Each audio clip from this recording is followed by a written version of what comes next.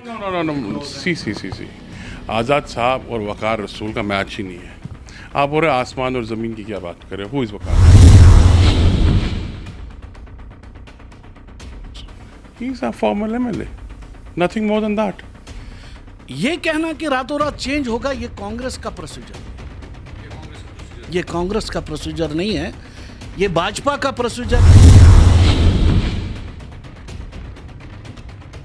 उनके 10 बजे 12 बजे रात को अचानक से फैसले आते हैं। ऐसा नहीं है। कांग्रेस की आइडियोलॉजी अलग है, बीजेपी की आइडियोलॉजी अलग है।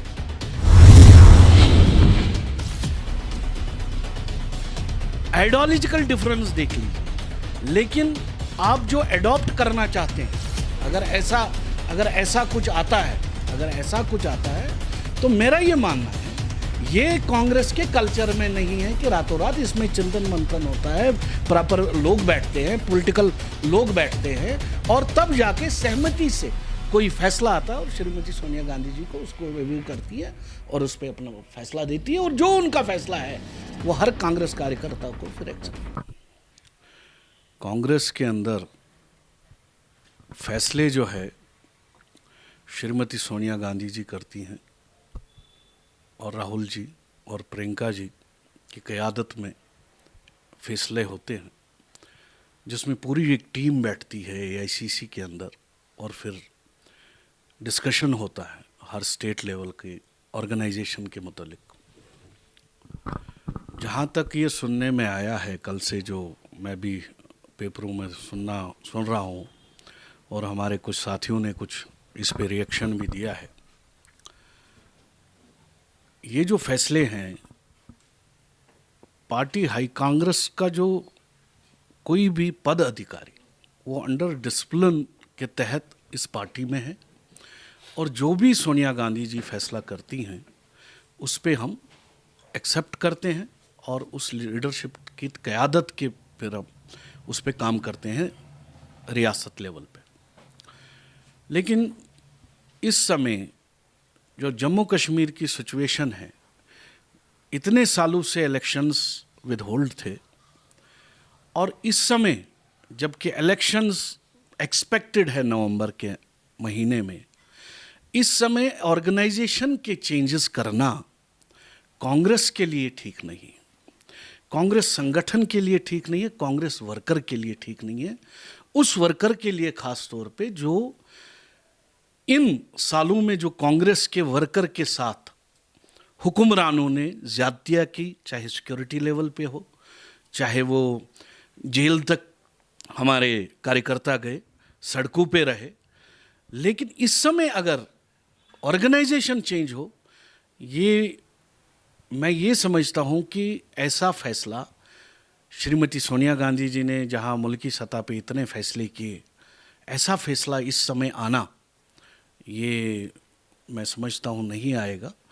और हमारी रिक्वेस्ट है, अगर ऐसा कुछ है तो कम से कम इस इलेक्शन के बाद जो भी प्रक्रियाएं होंगी, जो भी प्रोसीजर है अकॉर्डिंग टू एआईसीसी, वो एडॉप्ट होगा और प्रॉपर प्रोसीजर के तहत होगा। जैसे आपने पीछे देखा होगा, जैसे सोच साहब प्रेसिडेंट बने, हमने कल ही श्रीमती सोनिया गांधी जी को और अपनी लीडरशिप को लिखित में पद अधिकारियों ने भेजा है, अपनी जाहिर इच्छा, अपनी राय जाहिर की है और मुझे उम्मीद लगता है कि श्रीमती सोनिया गांधी जी को उसको वो कंसिडर करेंगी और वहाँ दिल्ली की लीडरशिप कंसिडर करके, और जो हमने रिक्वेस्ट उसमें की, हमने रिक्वेस्ट यही की है उसमें कि फ़िलहाल कोई चेंज ना हो, क्योंकि चेंज अगर होगी तो कांग्रेस पार्टी के लिए, जम्मू कश्मीर यूनिट के लिए एक डिज़ास्टर होगा।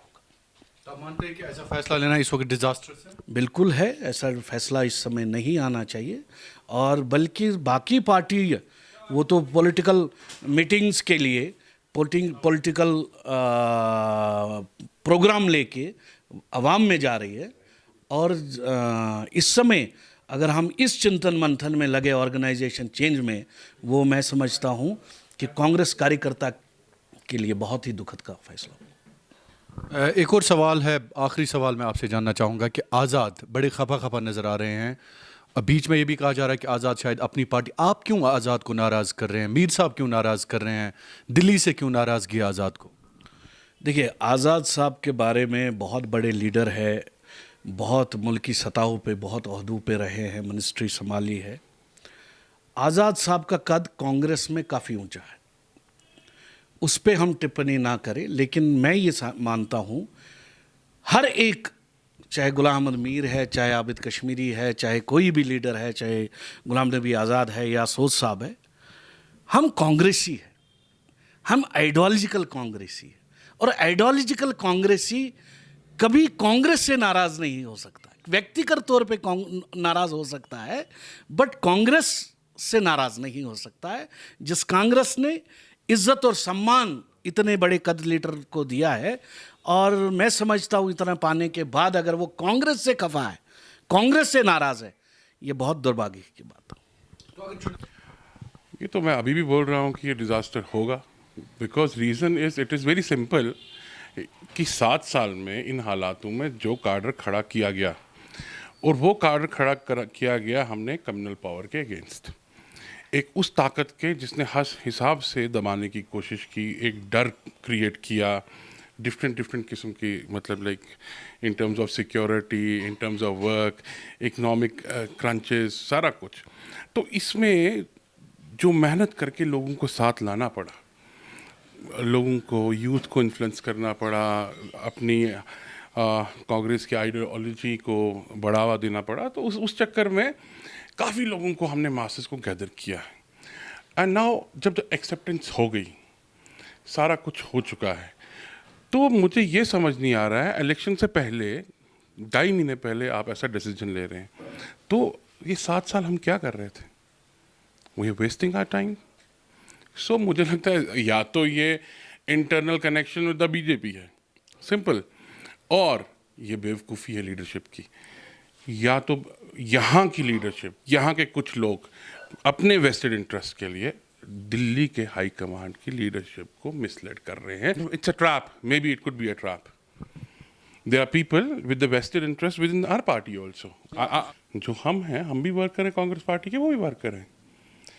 आज़ाद साहब का कद है, एक्सेप्टेड, हमारे लीडर हैं, सर आंखों पे हैं। You can not compare Waqar with, क्या बोलते हैं, आज़ाद साहब, क्या, व्हाट अ जोक। तो we have no problems with the तब्दीलीज। बट आप मुझे एक चीज़ बताइए, जिन लोगों ने वकार साहब को ज्वाइन करवाया है, ठीक है ना, वो क्या उनके अंडर काम करेंगे? See there will be a confrontation within the party.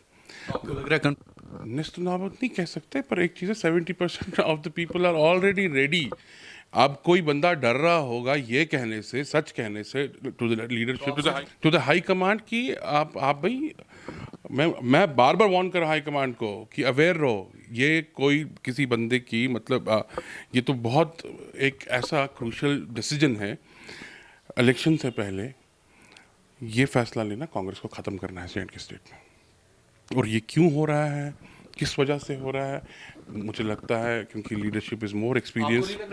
फेरो बदल तो हर ऑर्गेनाइजेशन में होता है, पर there is a particular timing for that, not prior to the elections, when people are preparing for the elections. और हम लोग ऑर्गेनाइजेशन स्ट्रक्चर चेंज कर रहे हैं, यहाँ पे आप घर चेंज करते हैं, उसको संभालते संभालते आपको महीना 1.5 महीना लग जाता है। ये तो ऑर्गेनाइजेशन है और लाखों हज़ारों लोगों की है। What are you telling? मतलब दिस इज क्वाइट ऑब्वियस। एक तो ये तो एक लेमैन भी बताएगा, पीपल आर पॉलिटिकली मैच्योर। आज वो पॉलिटिक्स नहीं है कि लोगों को पता नहीं था।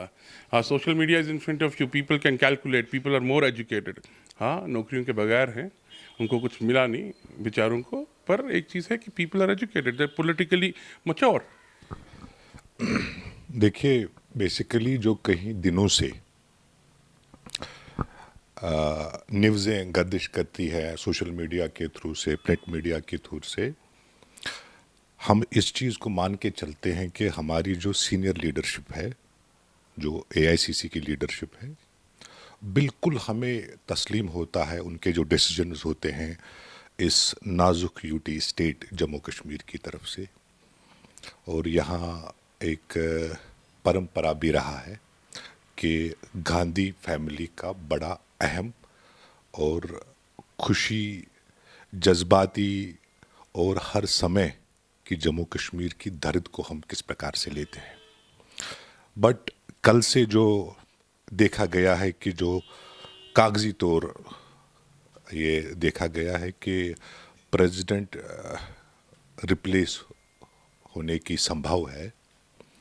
हमें कोई उस डिसीजन से नाराज़गी नहीं है, बट जम्मू कश्मीर का जहाँ तक सवाल है, जिस शख्सियत की हम बात कर रहे हैं, 2015 से इसने कांग्रेस को संभाला था जम्मू कश्मीर यूटी में, तो बूथ लेवल वर्कर को लेके जो हमारी लीडरशिप है, एक डिसिप्लिन के तौर पे हमने हर एक समय एआईसीसी सर्कुलर जितने सारे निकले हमने ओबे किए। मगर इस पूरे जम्मू कश्मीर के कायरालिया को देख के जो आज सिचुएशन जम्मू कश्मीर में है, हम ये डिमांड भी करते हैं कि इस नाजुक सिचुएशन को देख के एआईसीसी की जो हमारी सीनियर लीडरशिप है, और ख़ासकर जिस पे हमारी उम्मीदें जुड़ी हैं, जिनसे हमारे जज्बात जुड़े हैं, जिनसे हमारे एस्पिरेशंस जुड़े हैं, जिनके साथ हमारी सेंटिमेंट जुड़े हैं, वो श्रीमती सोनिया गांधी, राहुल गांधी और उनकी पूरी टीम की लीडरशिप, जो इस जम्मू कश्मीर नाजुक यूटी स्टेट को फैसला इस प्रकार से करें ताकि हमारा बूथ लेवल वर्कर इस सिचुएशन में बिखर न जाए।